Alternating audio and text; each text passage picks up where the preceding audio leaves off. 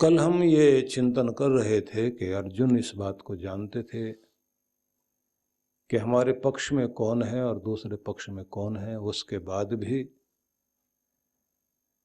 जीवन का एक भाग कभी कभी भावुकता में हमें जकड़ता है कि हम अपने कर्तव्य को नहीं पहचान पाते। क्षणिक भावुकता हम लोगों से कुछ गलतियां कराती है और हमने ये सब भी जाना कि हम अपने कर्तव्य के प्रति निष्ठावान बने, वफादार बने। आइए आज एक नई दृष्टि के साथ में फिर हम लोग अगले चिंतन में प्रवेश करते हैं। आज के लिए मैं आपको ये बताना चाहता हूं कि सभी का जीवन चुनौतियों से भरा हुआ जीवन है और ये संसार एक परीक्षा क्षेत्र है जहां आपकी, हमारी, सभी की, बच्चा हो, बूढ़ा हो, बीमार हो, स्वस्थ हो, गरीब या अमीर, सबकी परीक्षा होती है। परीक्षा होती है हमारी हिम्मत की, हमारी समझदारी की, हमारे ज्ञान की परीक्षा होती, कितनी समझ है हमें, कितनी बुद्धिमत्ता है, कितना सामर्थ्य है, कितने बहादुर हैं, कितने वीर हैं, कितने डरपोक हैं। इस सब की परीक्षा होती है और सबको हर दिन कुछ नया सीखने का, नया अनुभव लेने का मौका मिलता है।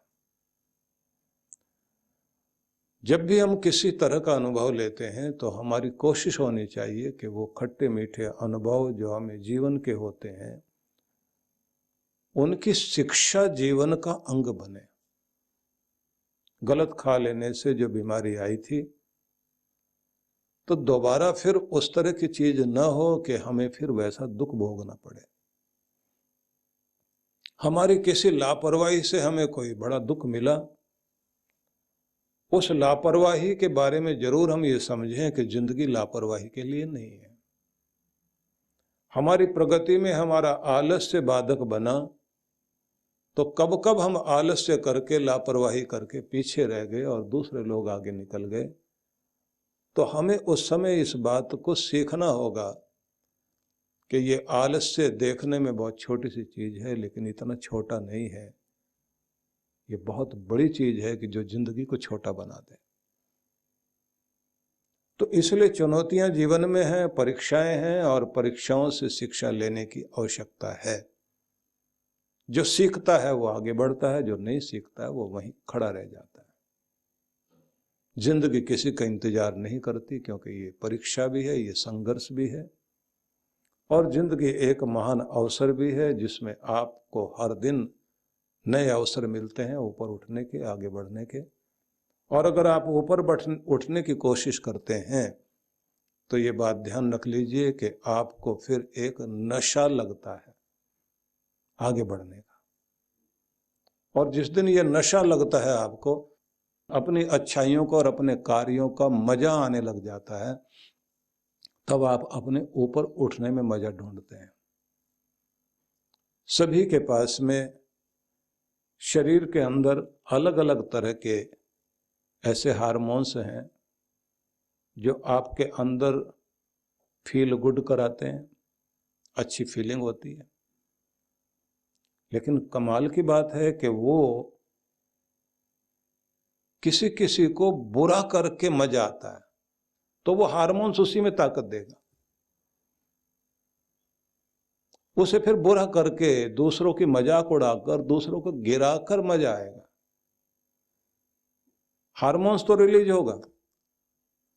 और अगर आपको अच्छा करके मजा आता है तो ये बात ध्यान रख लीजिए, आप अपना मजा जो है वो किसी अच्छा करने में ढूंढोगे। कुछ लोगों को मजा केवल इतनी इस बात में आता है कि टीवी के आगे बैठे रहें, सोशल मीडिया के साथ वो अपना समय खराब करें या किसी और गेम वेम में लग जाएं जिसमें कोई फिजिकल एक्सरसाइज नहीं हो, बस अपना समय खराब करना है। उसी में उनको मजा आने लग जाता। कोई ताश खेलने में अपना समय लगाता है। और ये जानते हैं सभी लोग कि जिंदगी जो है समय में बटी हुई है और कमाल की बात यह है कि अभी विज्ञान ने जो बहुत बड़े प्रयोग किए हैं वो ये कि आदमी का समय बचाने के लिए बहुत तरह के डिवाइस तैयार किए कि आपको उठना ना पड़े, टीवी तक जाना ना पड़े, वहां जाके बटन ना दबाना पड़े, आपके हाथ में रिमोट कंट्रोल दे दिया गया। आपको अपना पंखा चलाने के लिए उठना ना पड़े, आपके हाथ में रिमोट कंट्रोल है। आपको कहीं जाना है तो आपको ज्यादा समय ना लगे तो आपके लिए सड़कें चौड़ी कर दी गई, आपकी गाड़ियां तेज कर दी गई। लेकिन सवाल फिर वही आता है कि आपका टाइम बच गया पर आप करेंगे क्या उसका, जब आपको अपना समय यूज करना ही नहीं आता।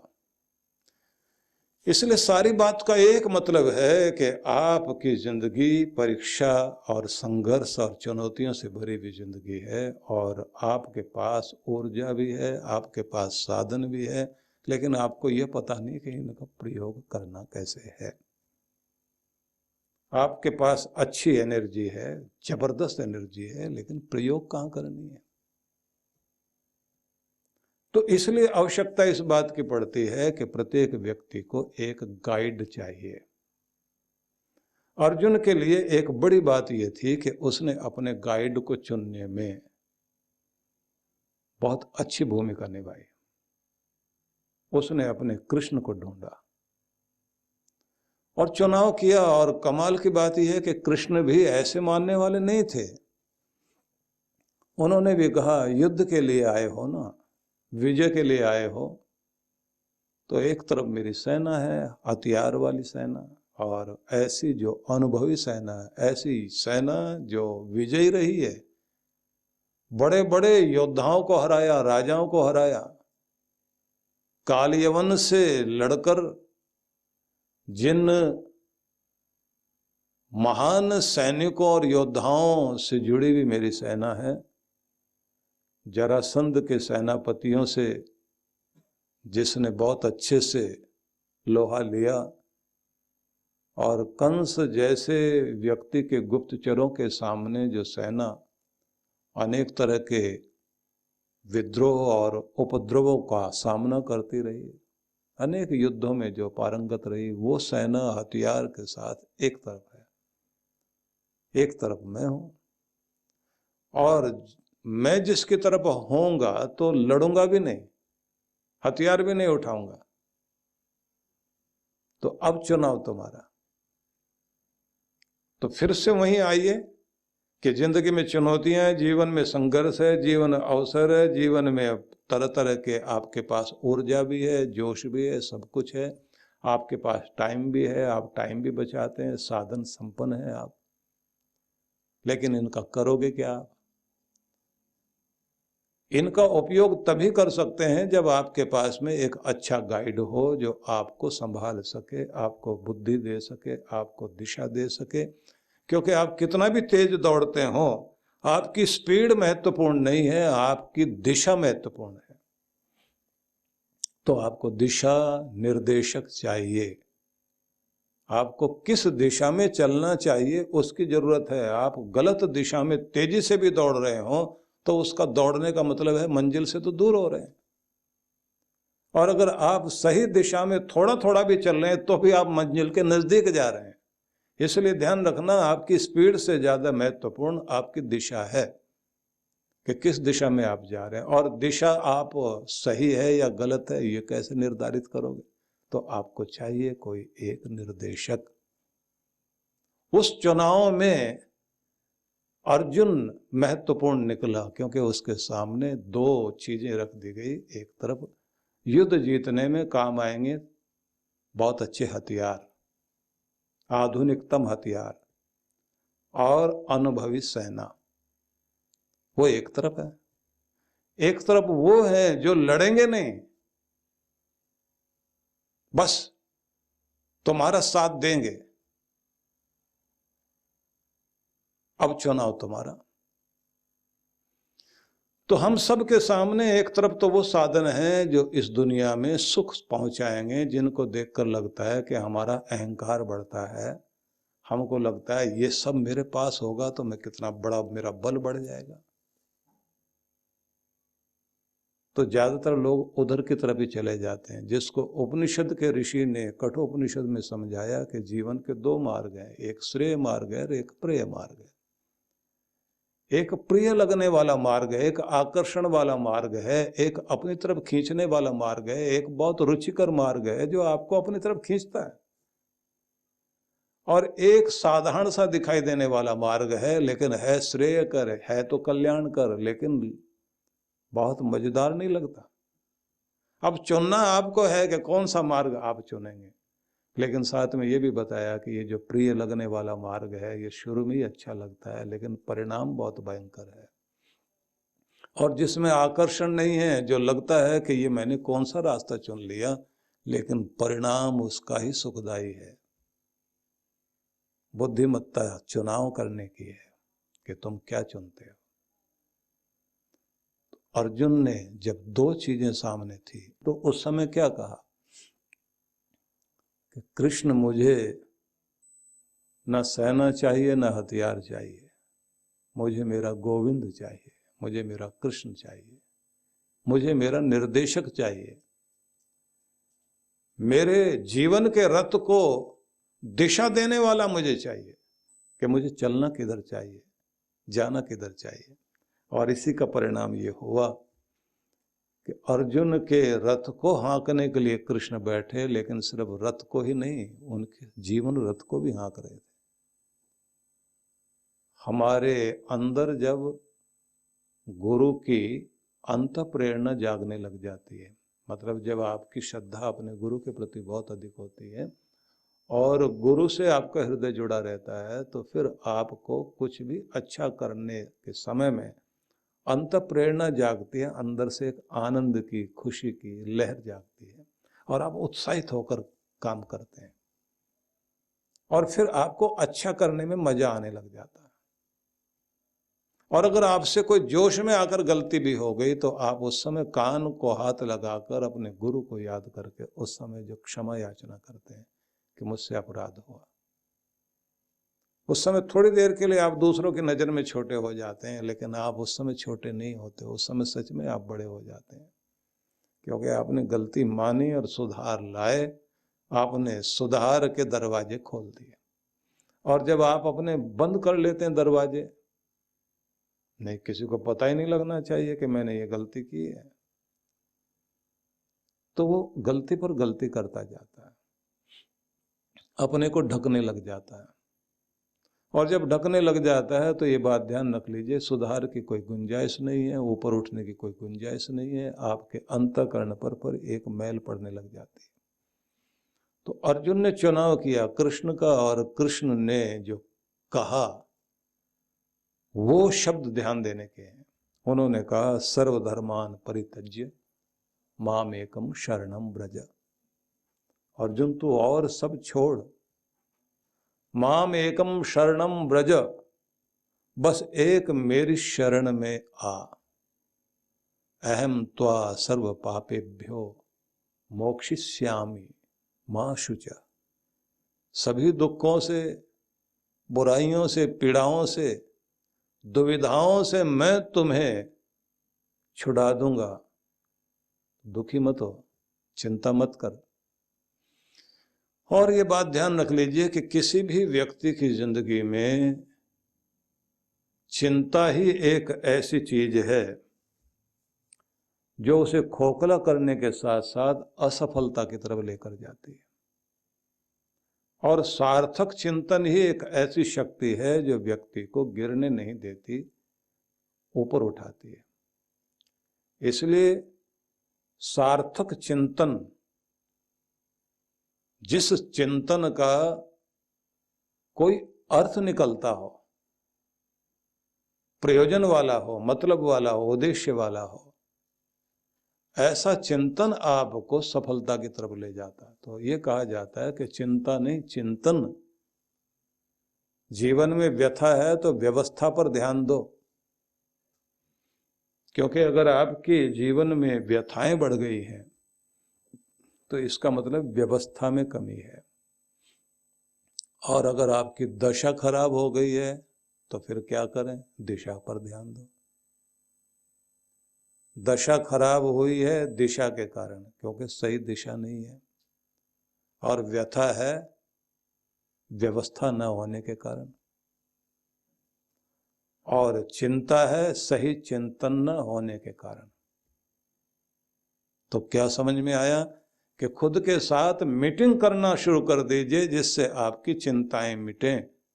नहीं तो फिर क्या होगा कि चिंता जो है किसी एक दुख और पीड़ा को और एक डर को, एक भय को इतना मस्तिष्क में घुमाएगी कि सारा दिन आपके दिमाग में वही चीज घूमती रहेगी। उसको बोलते हैं पृष्ठ पेषण। संस्कृत में ये शब्द और साहित्य में चलता है, बड़ा प्यारा शब्द है, जिसका मतलब होता है पीसे हुए को पीसना। पृष्ठ पेषण, एक चीज पीस दी, फिर पीसने लग गए, फिर पीसने लग गए। उसी आटे को आप 100 बार पीसने लग जाएं तो क्या बनेगा भाई? मिट्टी। तो एक बार सोच लिया, फिर सोच रहे हैं, फिर सोच रहे हैं, फिर सोच रहे हैं, कितनी बार? चिंता बस यही करती है, ये पृष्ठ पेषण करती है। एक चीज को इतना पीसेगी, इतना पीसेगी, इतना पीसेगी, रुकेगी नहीं। हाथ जोड़ लें, बस हो गया, हो गया, हो गया, चक्की चलाती जा रही, चलाती जा रही। तो या तो आप चिंतन कर लीजिए, नहीं तो चिंता आएगी, और चिंता आएगी तो फिर पीसे हुए को पीसती रहेगी। और किसको पीसेगी? आपको, आपके भविष्य को, आपको दुखी करने के लिए पीसती चली जाएगी। तो समझ में आया कि अगर आपको सफलता चाहिए तो सही चिंतन की आवश्यकता है। तो अर्जुन को श्री कृष्ण कहते हैं, मां शुचः, शोक मत कर, चिंता मत कर, बस सब छोड़ मेरे ऊपर। अहम त्वा सर्व पापेभ्यो मोक्षयिष्यामि मां शुचः, सब दुखों से मैं छुड़ाऊंगा, सब पीड़ाओं से मैं छुड़ाऊंगा, कर भरोसा मेरे ऊपर। भरोसा करना पड़ता है। अपनी गाड़ी में आप बैठे हैं, ड्राइवर आपका चला रहा है, अब भरोसा तो उस पर करना ही पड़ेगा। नौका चलाने वाले नाविक पर भरोसा करना पड़ेगा, ठीक ठाक चलाएगा या नहीं चलाएगा। तो भरोसा करना पड़ेगा आपको कि भाई जहां ले जाएगा यही लेकर जाएगा, भला करेगा, बुरा करेगा। लेकिन अगर सही व्यक्ति है तो आपको सही ढंग से लेकर जाता है, और आपको पता भी नहीं लगता कि कैसे यात्रा पूरी हो गई।